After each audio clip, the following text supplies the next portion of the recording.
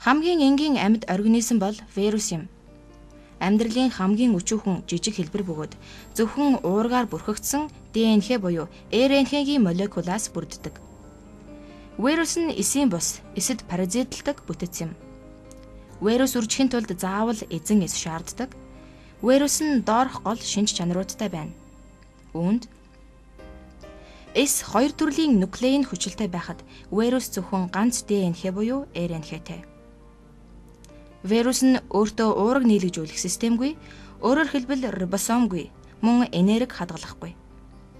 Вирус нь липидийн мембрангүй. Вирус антибиотикт өртөхгүй, харин эзэн эс нь өртөж болно. Вирус нь эсийн бүтцийн материалгүй ба хөдөлгөөнгүй. Вирус өсөж томрохгүй, өөрөөр хэлбэл нэгэнт бий болсон вирус хэмжээний хувьд өсөхгүй. Бактерийг халдварладаг вирусыг бактериофаг эсвэл товчоор фаг гэж нэрлэнэ. Ихэнх фагийн генетик материал нь хос гинжний ДНХ, дан гинжний РНХ байх боловч хос гинжний РНХ бүхий фаг байдаг.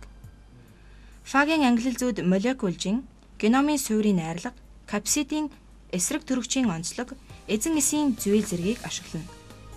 Ихэнх бактериофаг эзэн эсээ өхүүлж төл фагаа гаргахдаа амьдралын далд мөчлөгтэй.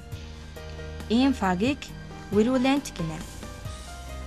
Молекул биологийн олон төрлийн судалгаанд вирусыг хамгийн энгийн загвар систем болгон өргөнөөр ашигладаг.